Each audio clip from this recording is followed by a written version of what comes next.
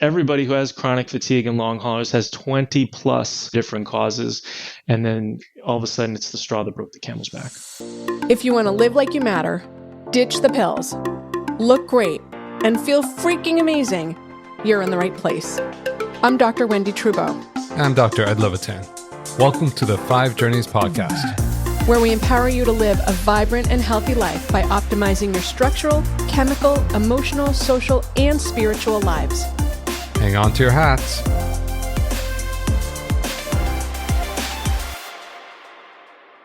We have Evan Hirsch here today, and he's wicked cool. I know I love all of our guests, but he's also wicked cool, and I'm convinced I know him in another life. Anyway, Evan Hirsch, MD, is our guest today. He's world-renowned fatigue and long haulers expert, which is apropos of what we're going to talk about today. And he's the founder and CEO of the International Center for Fatigue. Through his best-selling book, podcast, and international online programs, he's helped thousands of people around the world resolve their ME/CFS. Now I have to ask him what chronic fatigue, what's ME? Myalgic encephalitis. It's what the Brits and beyond call it. Got it. So he's helped a lot of people heal their symptoms naturally and is on a mission to help 1 million more. He's been featured on television, podcasts, summits, and when he's not at the office, you can find him singing musicals, dancing, and playing basketball with his family. Welcome, Evan. Well, thanks for having me on. It's great meeting you guys. Well, first, what's the definition of long haul? Let's talk about definition. Yeah, so long haulers, the definition is basically a persistence of symptoms from getting the pandemic virus.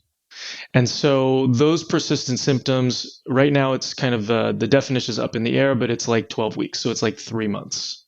It keeps changing. It was 30 days initially, but basically 3 months after you get the C word, then, and you still have persistent symptoms, that's considered long haulers. And you definitely need to address it, because the sooner you address it, the faster you're going to get better.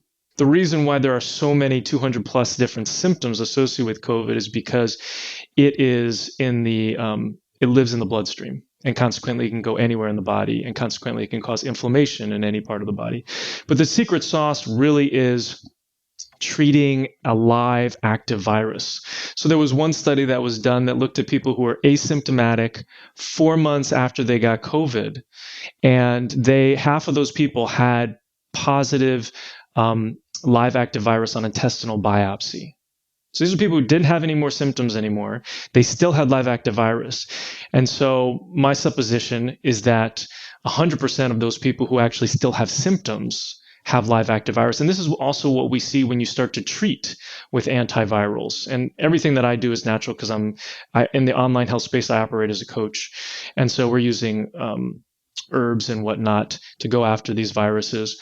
But that's kind of what we're seeing, is that you start to go after those and then the symptoms resolve. So that is the secret sauce, is addressing the live active virus and then addressing all these other different components. Because, why are we seeing younger people get it? Most of the people who are getting long haulers are active people less than the age of 50.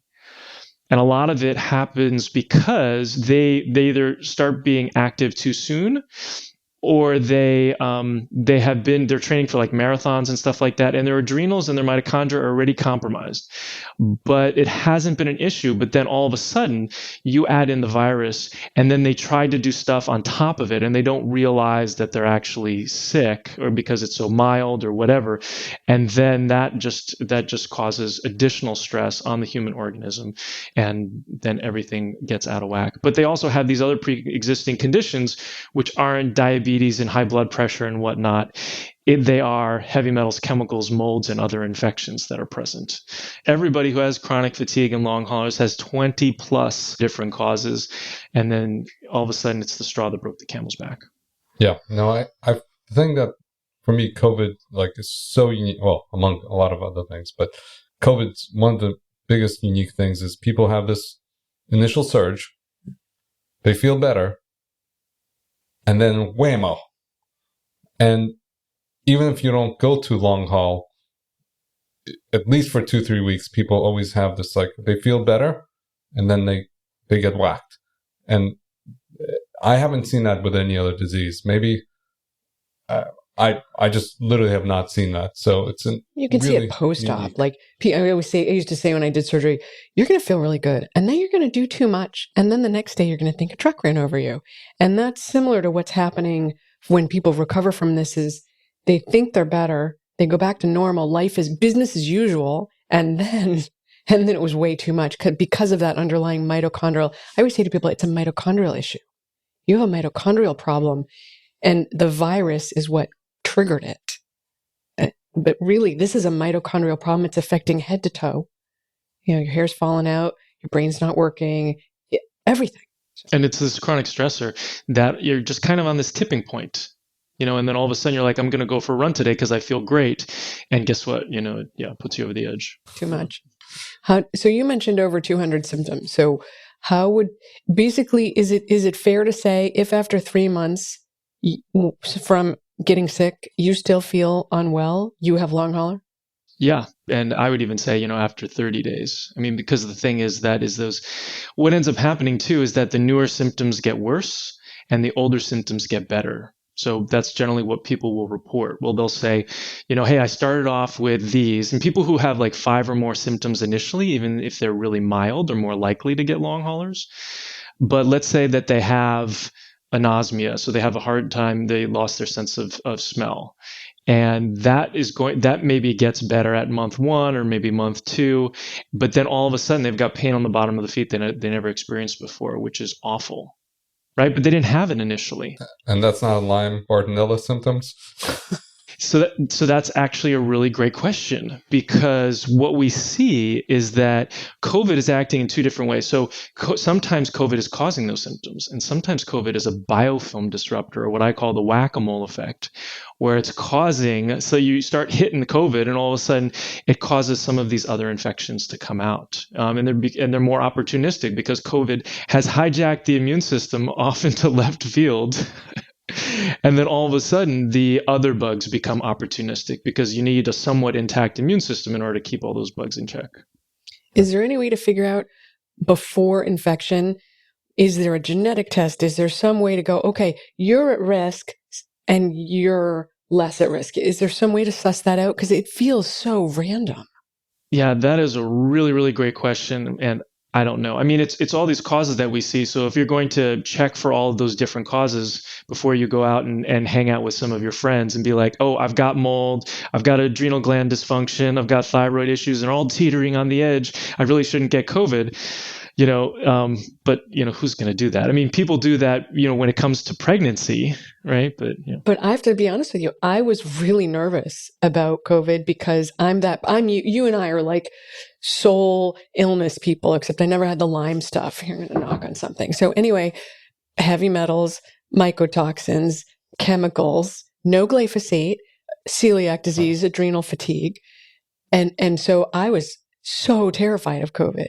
And my COVID was a little I was like, oh, I think I have a headache and postnasal drip and fatigue. That was my COVID.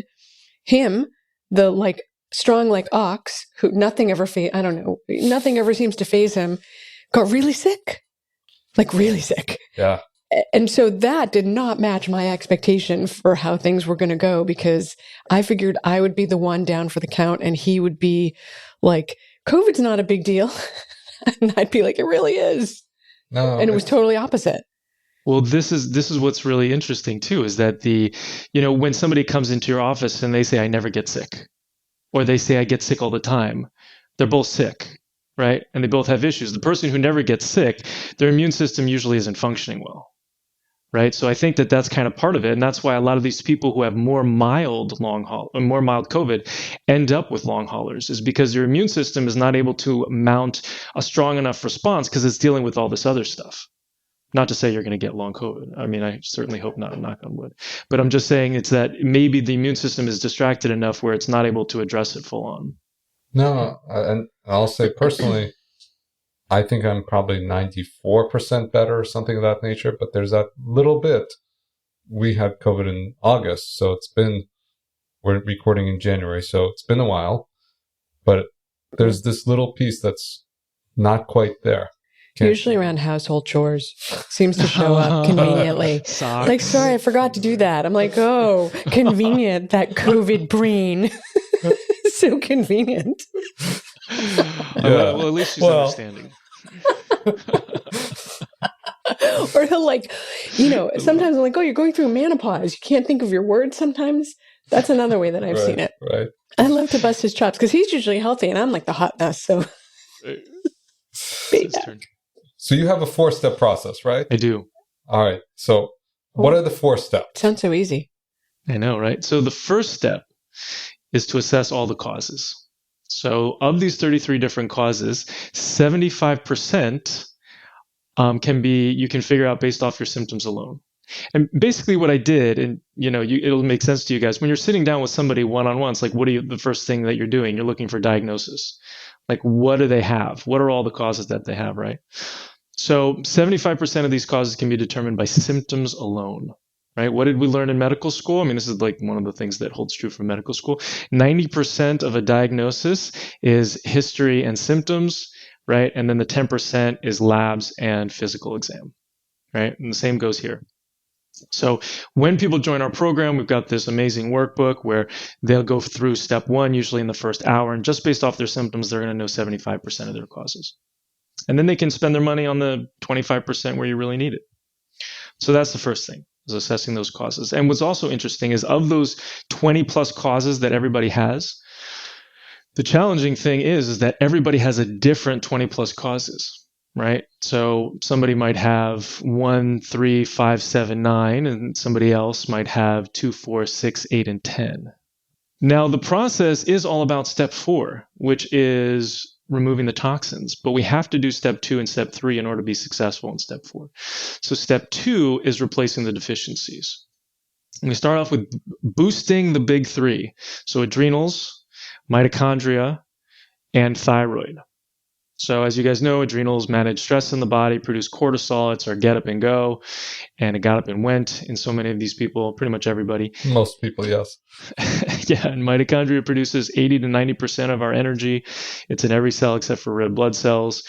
And that combination, then in turn, when you start to support the thyroid, if it's still needed, is really the biggest shift that I see. And I do it in that order: adrenals, mitochondria, thyroid, because thyroid will function better when you start taking stuff for adrenals.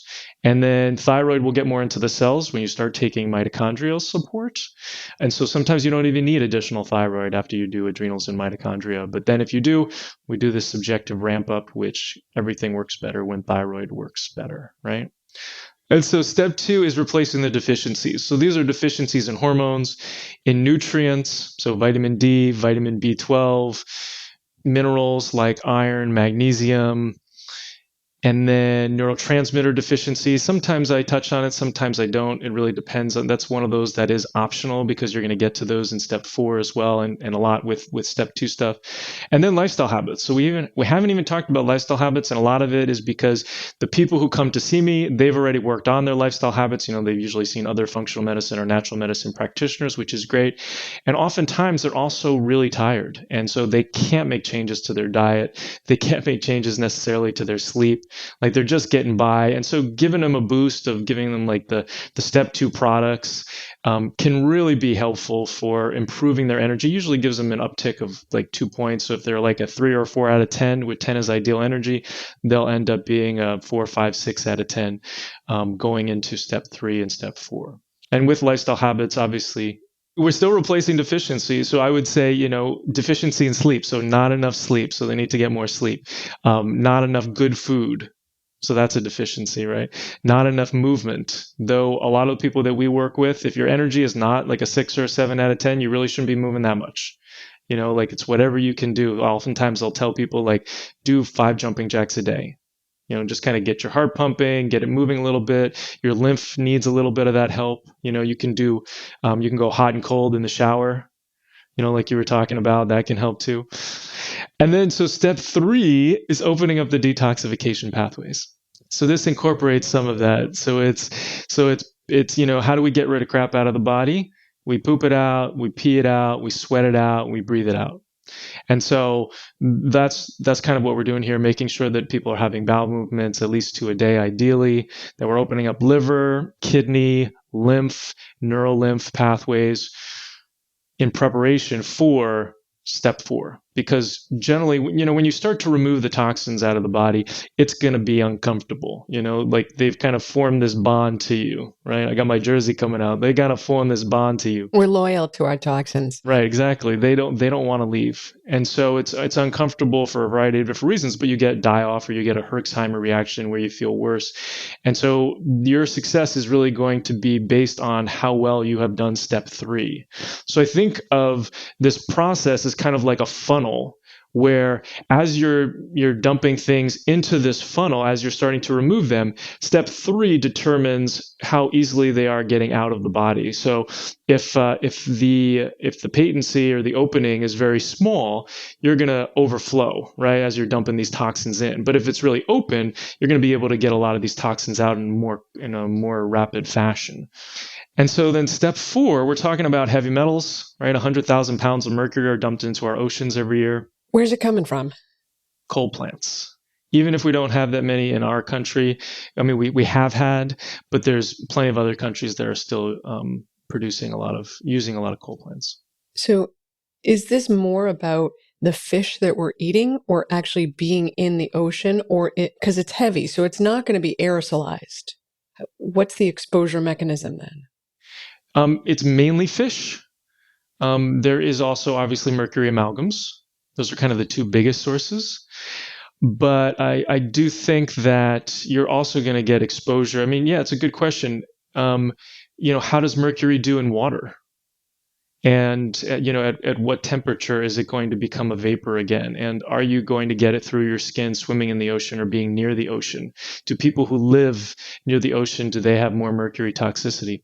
I don't know. Well, it will wash up also, and it gets... If it's in one place, it'll get it everywhere else. All right, so we messed up this earth. We got it. So we got mercury, lead. Don't forget lead, plastics. Yeah, plastics. 86,000 different chemicals we're exposed to on a regular basis.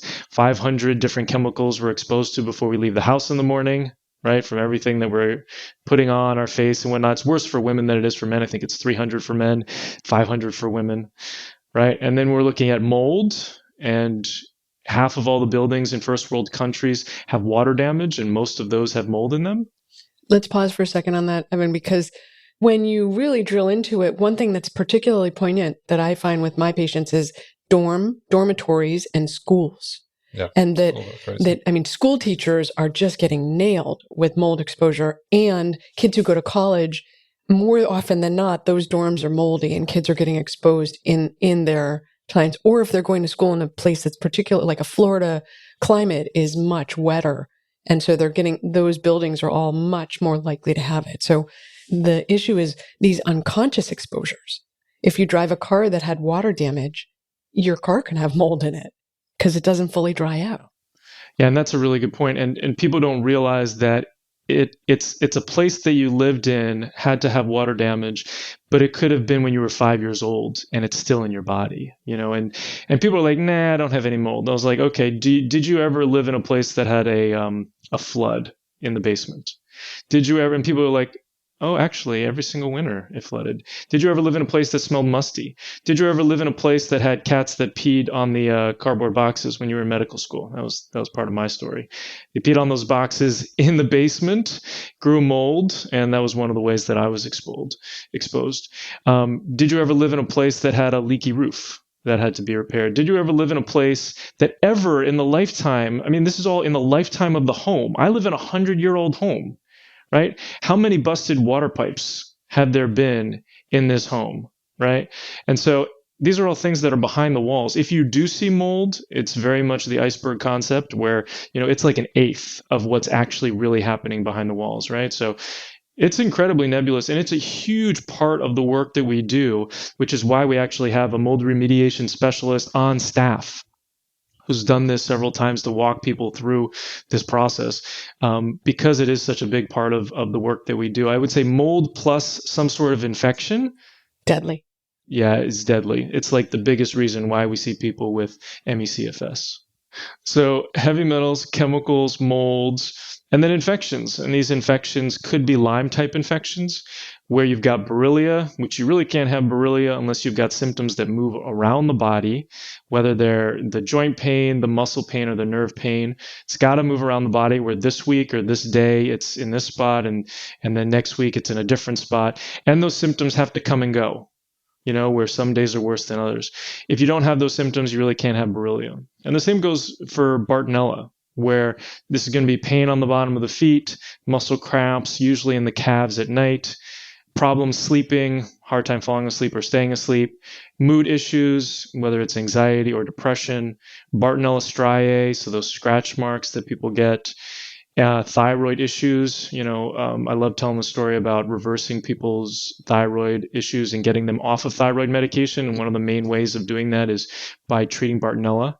And people don't have to have all these symptoms, but having like 3 of them, where like pain on the bottom of the feet, misdiagnosis plantar fasciitis, maybe they've got fibromyalgia, maybe they've got muscle cramps, maybe they got sleep issues, and that means they need to be treating some Bartonella. Or maybe it's babesia, where they're sweating all the time or sweating spontaneously. Maybe it's every couple of days or couple of weeks. They've got awful sleep. They've got anxiety to the point of panic attacks, depression to the point of suicidal thoughts, and shortness of breath. And once again, you don't have to have all those, but a lot of those. Or maybe it's Epstein-Barr virus, like having they're pretty non-specific, but it's the fatigue, the lethargy, sore throat, large lymph nodes, among other things. And then there's the parasites and the yeast and the other bacteria. So I'm going to interrupt for a second. So I'm with you 100% on what you're talking about. What I don't actually get is, how do you do this in a group setting? Wait, you do this in a group setting? I totally missed that. Yeah, no, that he runs programs. Well, I do one-on-ones and groups. So there is some, depending on which level they want to join, but there is just group components. And so fortunately, these symptoms that I was just mentioning, you can determine which one of these infections they have for the most part, for a lot of the infections, or at least the Lyme type infections, based off of their symptoms. So in that first hour, they go through step 1 and they know which infections they have, or a lot of them. So you have a great questionnaire, and you're like, if you scored 4 or 5 above on these number, then this is something you should check off as probably having. So you make them do the work. They're doing all their own work, except for the brain fog patients who are like, I don't know how to do this. But in the group setting, are you getting actual testing, individualized testing? Well, I have them get the 25% that everybody needs. So that's heavy metals, chemicals, and molds, and stool test. And then when we're in the group format, so then they're moving through and it tells them in step 2, okay, if you had this cause, we basically have like a causes sheet where they have checked off. And so they have this master sheet, so they know what their 20 plus causes are.